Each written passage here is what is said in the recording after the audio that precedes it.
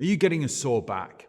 Are you an office-based worker, but you like to get outdoors, you like trail running, you like getting out into the hills, you like trekking, hiking, mountaineering, but that you find that you're getting sore after you do your activities? And everybody tells you you've got to train the core, but you actually really understand what that means. So many people don't understand the core. Hi, I'm Joe Bonington. I'm the bucket list coach, and I've been a strength and performance coach specializing in wilderness activities and a trek leader in my own right for the last 20 years. So what I want to do here, I'm going to tell you about a tin of beans, okay? Now this is serious, so no jokes about beans means farts. So when we talk about the core, I want you to think about a tin, okay? Now, if we take a tin and if we take the lid off one side, how easily can we crush that tin? So just think like the last time that you had a tin of anything and you cut the top off. How easy did it become to crush that tin? Pretty easy. Now, but on the other hand, if that tin is fully sealed, how hard do you think it is to crush then?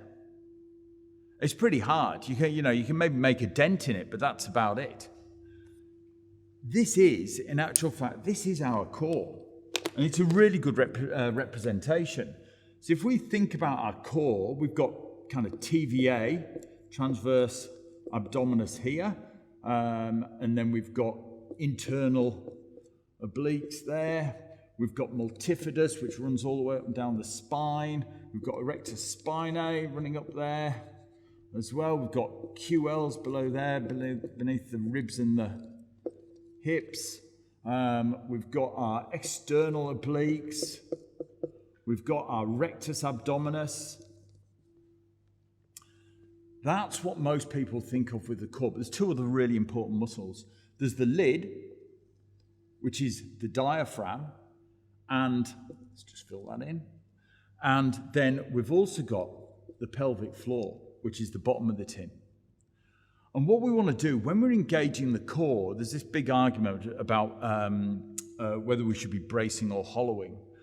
Now, we actually want to be doing a little bit of both. So what I encourage people to do is pull their belly button in slightly and then brace. And when I say brace, what we want to do is we want to pull our pelvic floor up and in. We want to take a big breath. By pulling that up, we're increasing intra-abdominal pressure in here, and we squeeze, okay? And we squeeze like that. Now that, when we're doing exercises, such as exercises under load, how we want to be. When we're just standing and doing stuff, we actually always want to think about being 40% on. So if we can just think, if we can just squeeze our core, just as I'm talking to you now, I'm just engaging my core by about 40%. And I'm just going to keep that on all the time. Now, the other thing that I want to talk about is the relevance of certain exercises that are supposedly to do the core. If we're doing sit-ups, we're just working this front bit. We're not doing the core itself. And we're actually working a lot of things that aren't the core, things like the psoas and stuff like that, okay? And also there's exercises like the plank.